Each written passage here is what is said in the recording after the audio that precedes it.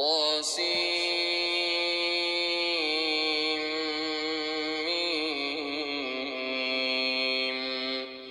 تلك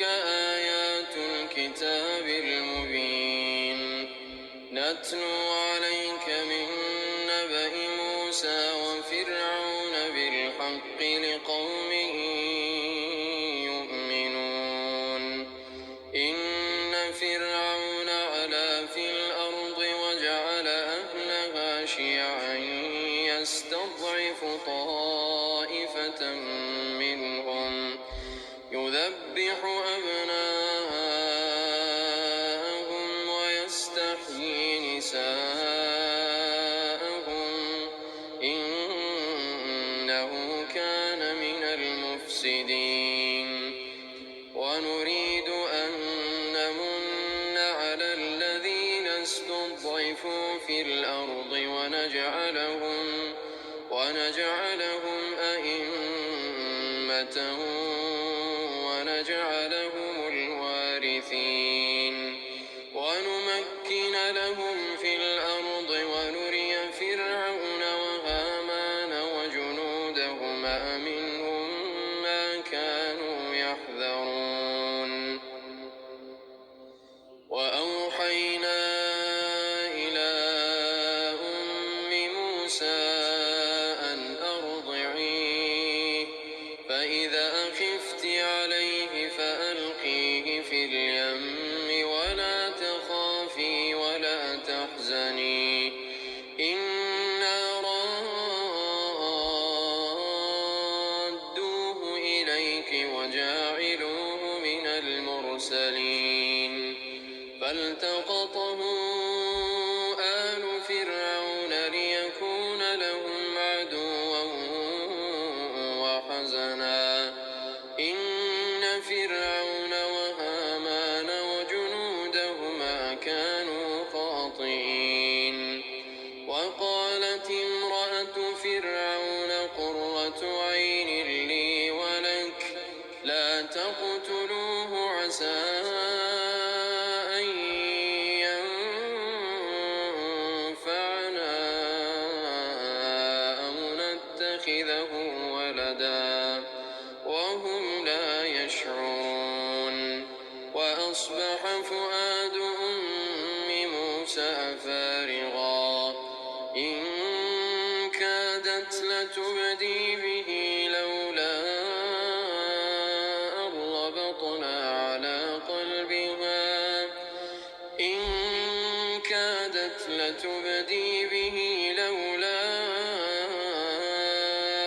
ربطنا على قلبها لتكون من المؤمنين. وقالت لأخته قصيه فبصرت به عن جنب وهم لا يشعرون. وحرمنا عليه المراضع من قبل فقالت هل أدلكم على أهل بيت يكفلونه لكم وهم له ناصحون. فرددناه إلى أمه كي تقر عينها ولا تحزن ولتعلم أن وعد الله حق ولكن أكثرهم لا يعلمون. ولما بلغ أشده واستوى آتيناه حكما وعلما وكذلك نجزي المحسنين. ودخل المدينة على حين غفلة من أهلها فوجد فيها رجلين يقتتلان هذا من شيعته وهذا من عدوه فاستغاثه الذي من شيعته على الذي من عدوه فوكزه موسى فقضى عليه. قال هذا من عمل الشيطان إنه عدو مضل مبين قال رب إني ظلمت نفسي فاغفر لي فغفر له إنه هو الغفور الرحيم قال رب بما أنعمت علي فلن أكون ظهيرا للمجرمين فأصبح في المدينة خائفا يترقب فإذا الذي استنصره بالأمس يستصرخه قال له موسى إنك لغوي مبين فلما أن أراد أن يبطش بالذي هو عدو لهما قال يا موسى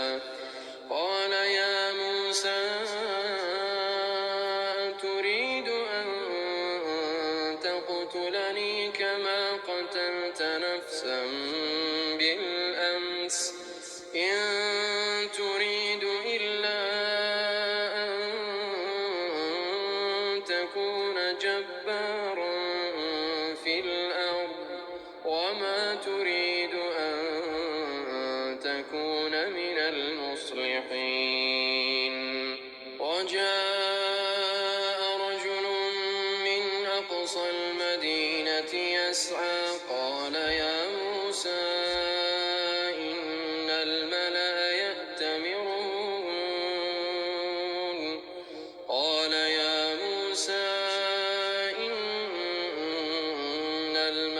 يأتمرون بك ليقتلوك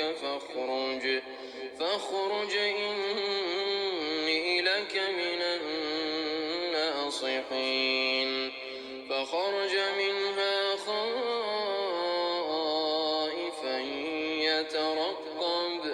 قال رب نجني من القوم الظالمين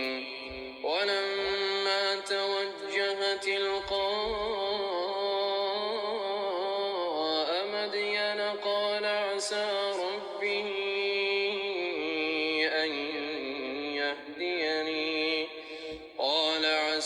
ربي أن يهديني سواء السبيل ولما ورد ماء مدين وجد عليه أمة من الناس يسقون ووجد من دونهم امرأتين تذودان قال ما خطبكما قالتا لا نسقي حتى يصدر الرعاء وأبونا شيخ كبير فسقى لهما ثم تولى إلى الظل فقال رب إني لما أنزلت إلي من خير فقير فجاءته إحداهما تمشي على استحياء قالت إن أبي يدعوك ليجزيك أجر ما سقيت لنا فلما جاءه وقص عليه القصص قال لا تخف نجوت من القوم الظالمين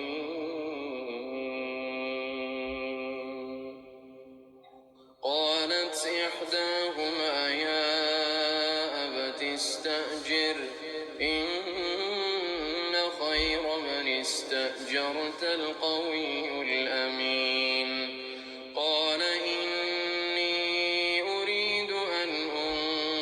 أنكحك إحدى ابنتي هاتين على أن تأجرني 8 حجاج فإن أتممت 10 فمن عندك وما أريد أن أشق عليك ستجدني إن شاء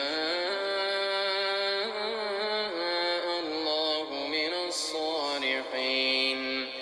قال ذلك بيني وبينك أيما الأجلين قضيت فلا عدوان علي والله على ما نقول وكيل فلما قضى موسى الأجل وسار بأهله آنس من جانب الطور نارا قال لأهلهم امكثوا إني آنست نارا لعلي آتيكم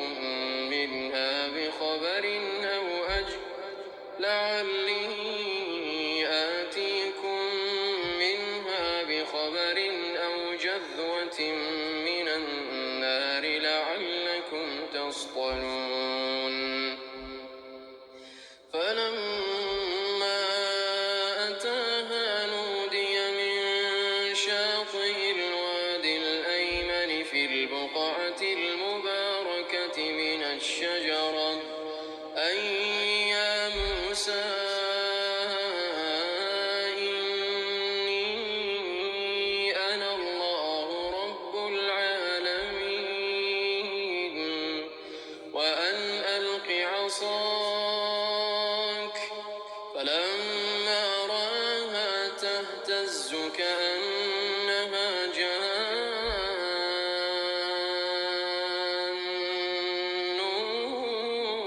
ولا مدبرا ولم يعقب يا موسى أقبل ولا تخف إنك من الآمنين أسلك يدك في جيبك تخرج بيضاء من غير سوء واضمم إليك جناحك من الرهب فذلك برهانان من ربك إلى فرعون وملئه إنهم كانوا قوما فاسقين قال رب إني قتلت منهم نفسا فأخاف أن يقتلون وأخي هارون هو أفصح مني لسانا فأرسله معي رد أن يصدقني إني أخاف أن يكذبون قال سنشد عضدك بأخيك ونجعل لكما سلطانا فلا يصلون إليكما بآياتنا أنتما ومن اتبعكما الغالبون فلما جاءهم موسى بآياتنا بينات قالوا ما هذا إلا سحر مفترى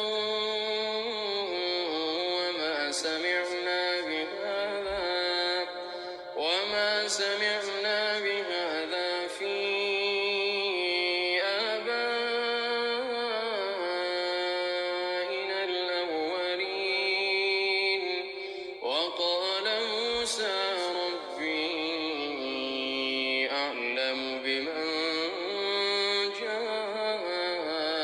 بالهدى من عنده ومن تكون له عاقبة الدار إنه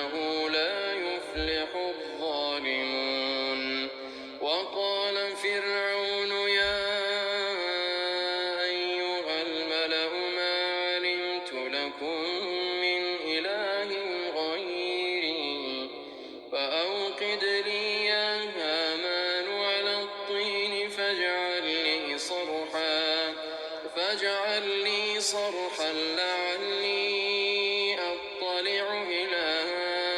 إله موسى وإني لأظنه من الكاذبين واستكبر هو وجنوده في الأرض بغير الحق وظنوا أنهم إلينا لا يرجعون فأخذناه وجنوده فنبذناهم في اليم فانظر كيف كان عاقبة الظالمين وجعلناهم أئمة يدعون إلى النار ويوم القيامة لا ينصرون وأتبعناهم في هذه الدنيا لعنة ويوم القيامة هم من المقبوحين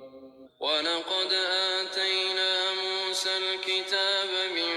بعد ما أهلكنا القرون الأولى بصائر للناس وهدى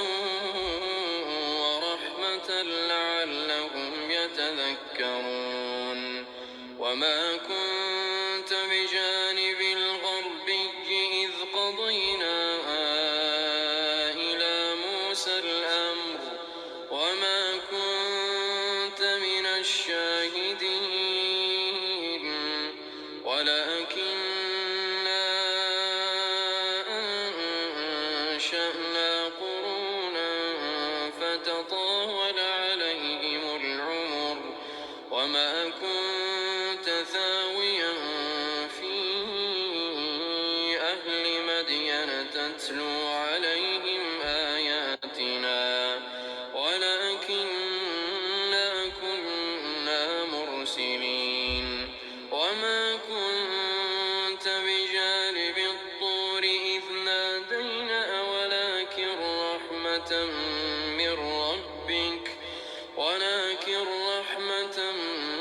من ربك لتنذر قوما ما أتاهم من نذير من قبلك لعلهم يتذكرون ولولا أن تصيبهم مصيبة بما قدمت أيديهم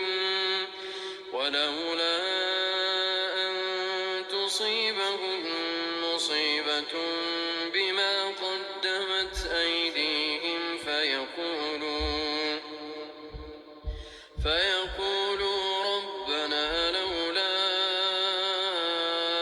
أرسلت إلينا رسولا فنتبع آياتك ونكون من المؤمنين فلما جاءهم الحق من عندنا قالوا لولا أوتي مثل ما أوتي موسى أولم يكفروا بما أوتي موسى من قبل قالوا سحران تظاهرا وقالوا إنا بكل كافرون قل فأتوا بكتاب من عند الله هو أهدى منهما أتبعه إن كنتم صادقين فإن لم يستجيبوا لك فاعلم أنما يتبعون أهواءهم ومن أضل ممن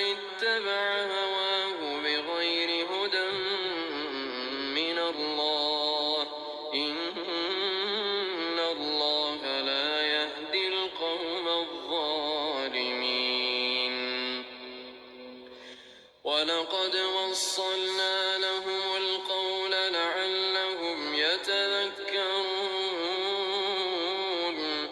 الذين آتيناهم الكتاب من قبله هم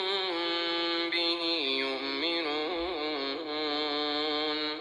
وإذا يتلى عليهم قالوا آمنا به إنه الحق من ربنا إنا كنا من قبله مسلمين أولئك يؤتون أجرهم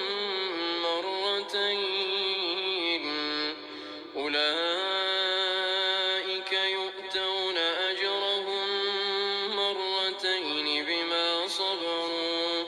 ويدرؤون بالحسنة السيئة ومما رزقناهم ينفقون وإذا سمعوا اللغو أعرضوا عنه وقالوا لنا أعمالنا ولكم أعمالكم سلام عليكم لا نبتغي الجاهلين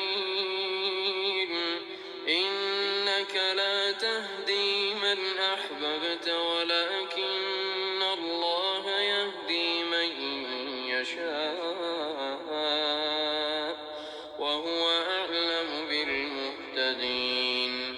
وقالوا إن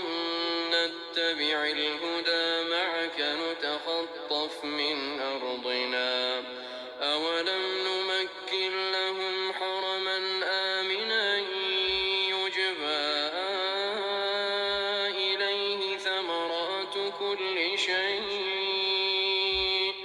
يجبى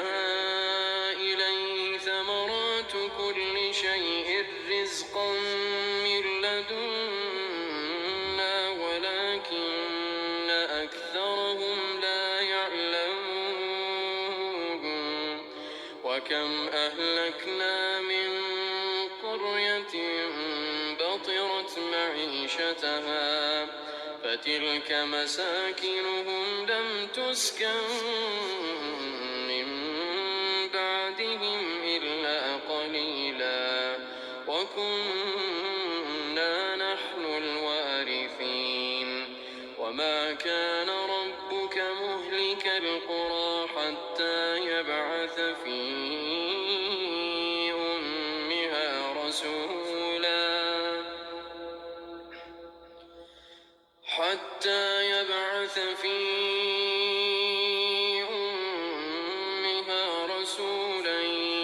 يتلو عليهم آياتنا وما كنا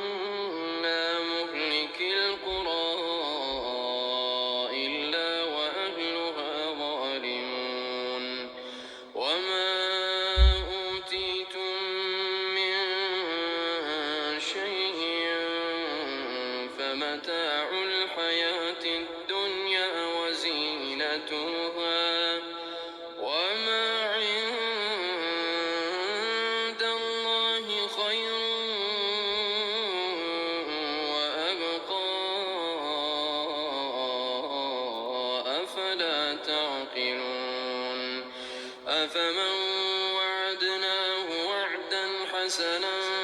فهو لاقيه كمن متعناه متاع الحياة الدنيا ثم هو يوم القيامة من المحضرين ويوم يناديهم فيقول أين شركائي الذين كنتم تزعمون قال الذين حق عليهم القول ربنا هؤلاء الذين أغويناهم كما غوينا تبرأنا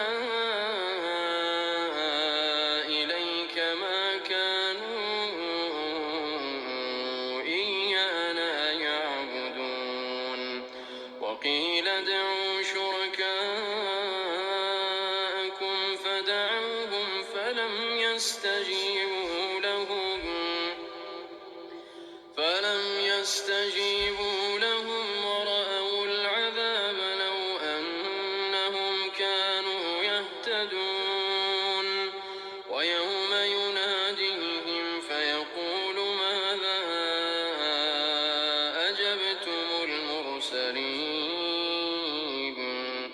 فعميت عليهم الأنباء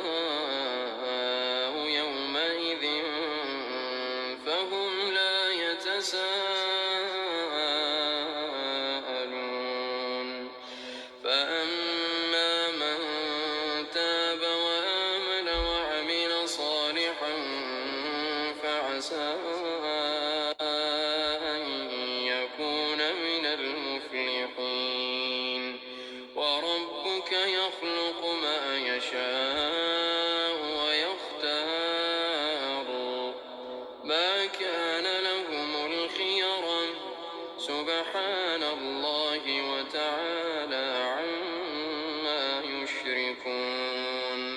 وربك يعلم ما تكن صدورهم وما يعلنون وهو الله لا إله إلا هو وهو الله لا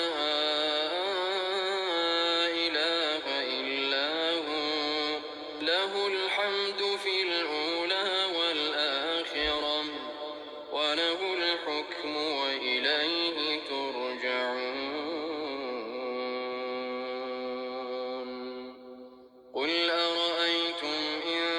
جعل الله عليكم الليل سرمدا إلى يوم القيامة من إله غير الله يأتيكم بضياء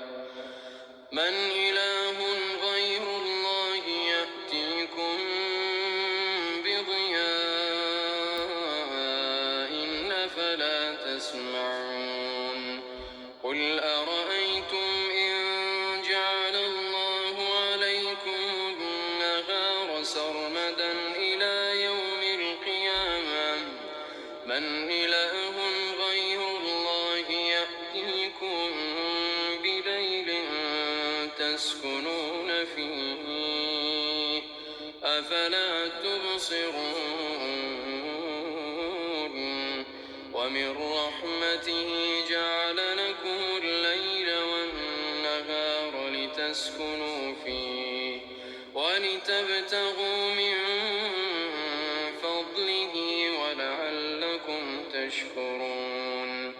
ويوم يناديهم فيقول أين شركائي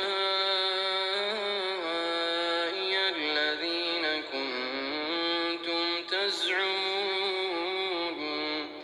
ونزعنا من كل أمة شهيدا فقلنا هاتوا برهانكم فعلموا أن الحق لله وضل عنهم ما كانوا يفترون إن قارون كان من قوم موسى فبغى عليهم وآتيناه من الكنوز ما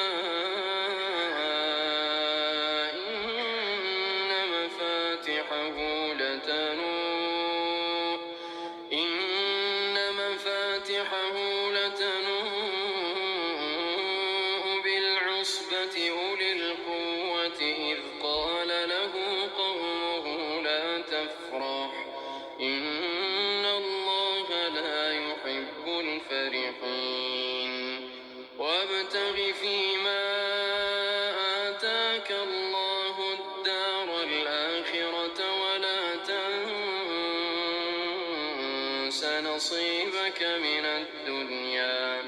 وأحسن كما أحسن الله إليك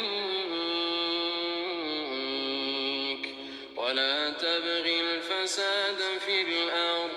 إن الله لا يحب المفسدين. قال إنما أوتيته على علم عندي أولم يعلم أن الله قد أهلك من قبله من القرون من هو أشد منه قوة وأكثر جمعا ولا يسأل عن ذنوبهم المجرمون. فخرج على قومه في زينته قال الذين يريدون الحياة الدنيا يا ليت لنا مثل ما أوتي قارون إنه لذو حظ عظيم. وقال الذين أوتوا العلم ويلكم ثواب الله خير لمن آمن وعمل صالحا ولا يلقاها إلا الصابرون. فخسفنا به وبداره الأرض فما كان له من فئة ينصرونه من دون الله وما كان من المنتصرين. وأصبح الذين تمنوا مكانه بالأمس يقولون ويكأن الله يبسط الرزق لمن يشاء من عباده ويقدر لولا أن من الله علينا لخسف بنا ويكأنه لا يفلح الكافرون. تلك الدار الآخرة نجعلها للذين لا يريدون علوا في الأرض ولا فسادا والعاقبة للمتقين. من جاء بالحسنة فله خير منها ومن جاء بالسيئة فلا يجزى الذين عملوا السيئات إلا ما كانوا يعملون. إن الذي فرض عليك القرآن لرادك إلى معاد قل ربي أعلم من جاء بالهدى ومن هو في ضلال مبين. وما كنت ترجو أن يلقى إليك الكتاب إلا رحمة من ربك فلا تكونن ظهيرا للكافرين ولا يصدنك عن آيات الله بعد إذ أنزلت إليك وادع إلى